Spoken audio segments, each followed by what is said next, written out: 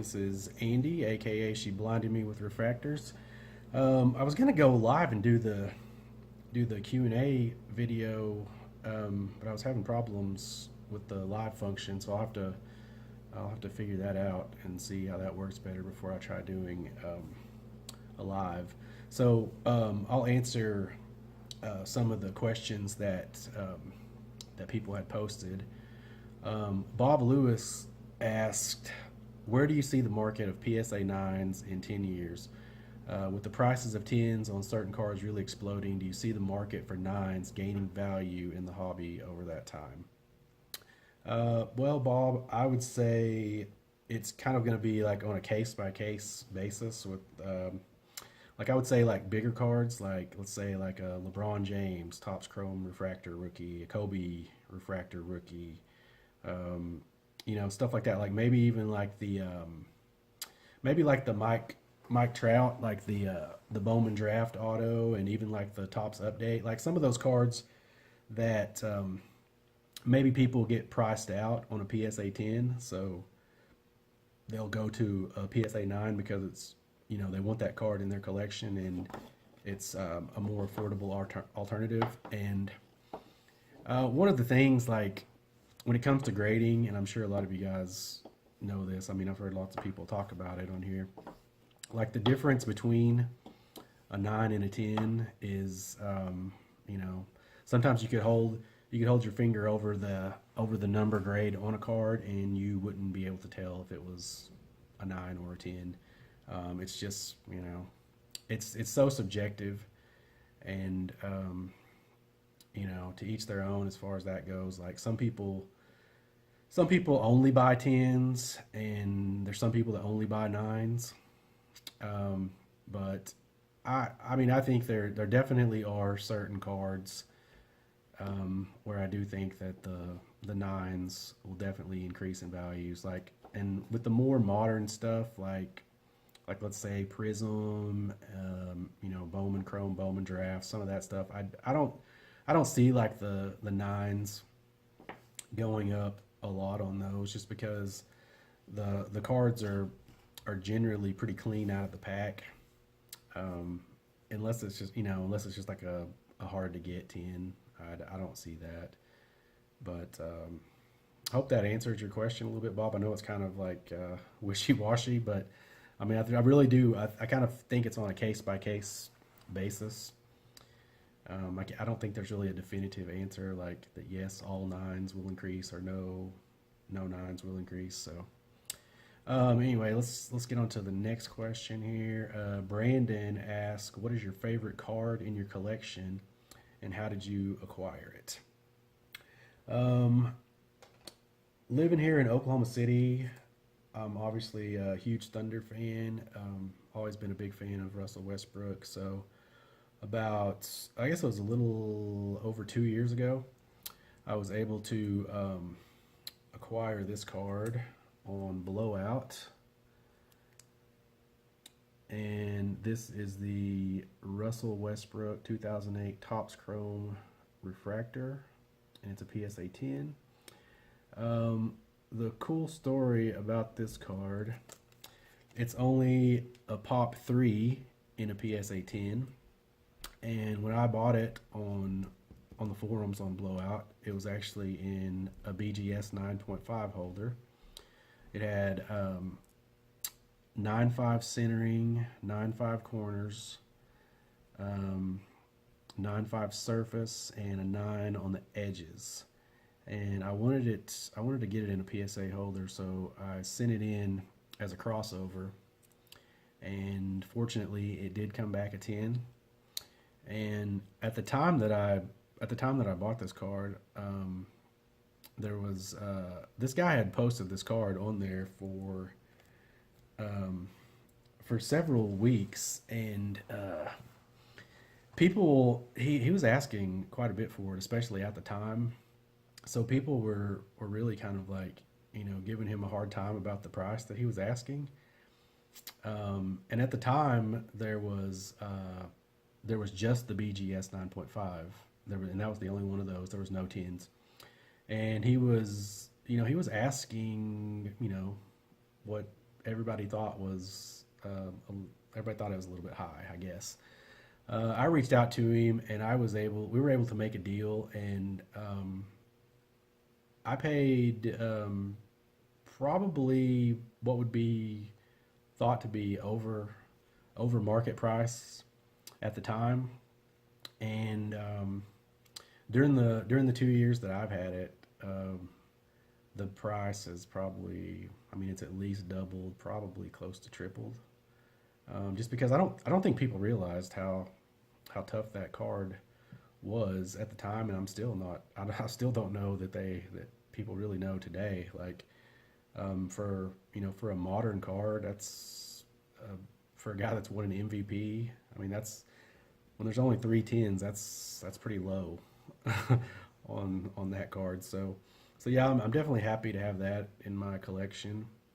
Um, there was a few other there's a few people that wanted to kind of see some different stuff, like some more of my favorite cards, and then I've got a few other items here too. Um, this is definitely one of my favorites. I was able to pick this up at the National this last year. 52 tops, Willie Mays. PSA 2 has really good centering. And I think at the end of this, like, I think when I go to edit this video, I'm probably gonna I'll probably flip the camera around and get some better pictures of these cards, because I mean some of them, like, the glare is so bad. Um, Here's a couple of other cards here. 79 tops from the Rocky set. There's an Apollo. There's a Rocky. You know, neither of these cards obviously have a ton of value, but they're just kind of cool. And then I've got a couple more items that I'm going to show off here. Just because I think it'll just be better if I turn the camera around and show some of these off. So let me flip the camera around, guys, and I'll show you a few more of these items real fast that people have asked about.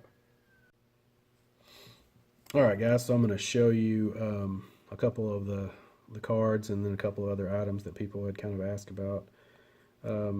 This is the Westbrook that Brandon had asked about. He was asking about my favorite card in my collection, and this is it. And as my friend Eric would say, look at that shine.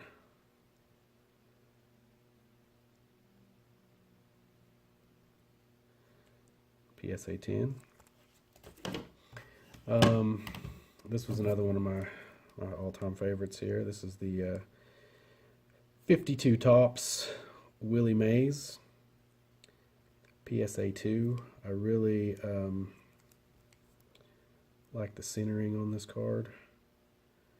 It's I was looking around at the National this year for this card, and this one just really kind of fit the bill for me. Like, it had great centering, and you know, it was at a price that I felt comfortable paying. So 52 tops Mays PSA 2. These were the two 79 tops Rocky cards. Obviously, you know, not a ton of value with these cards, but I just think they're cool to display. And some of this other stuff here I'll show you. It's just kind of some stuff that's kind of unique, you might say. This is a sealed box of Razor poker cards. I used to be really big into poker, and each box of these, you get 24 packs. There's 6 cards per pack, and you get, you know, 1 auto roughly per box. So it's kind of neat just to have to display. This is another box. Like, growing up in the 80s, who didn't like this show?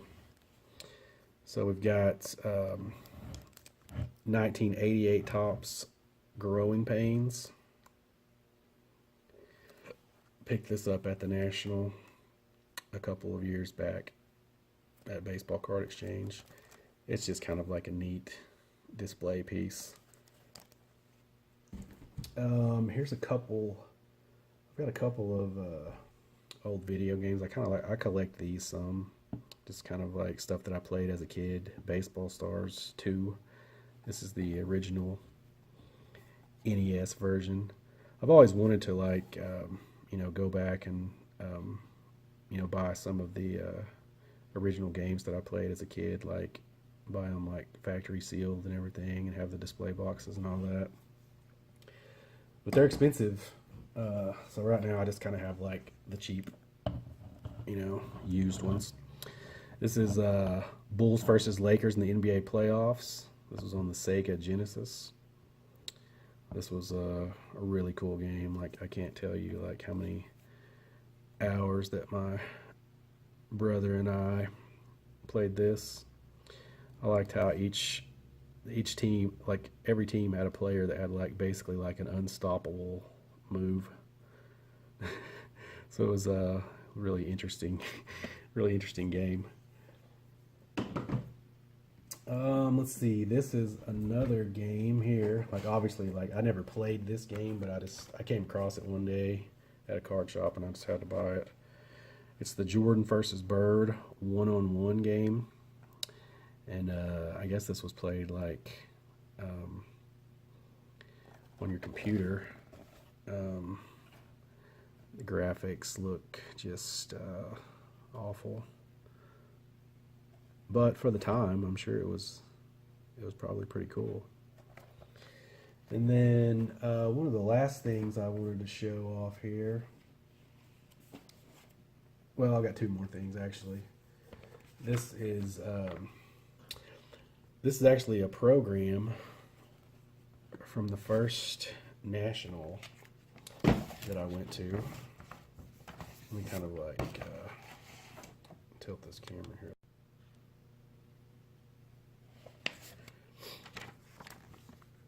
Okay, so this is the 11th Annual National Sports Collectors Convention, the official program. As you can see here, this is from July 4th through the 8th, 1990, in the Arlington Convention Center in Arlington, Texas. And as you can see here, it has, "Welcome on behalf of the Texas Rangers. I welcome you to the National Sports Collectors Convention. Those of us in our organization hope you have a great convention. I appreciate your support for American sport baseball. Sincerely, George W. Bush." And as you can tell here, this was during the years when George W. Bush was actually the managing general partner of the Texas Rangers. And I think there was a page in here. Let me see here if I can find it.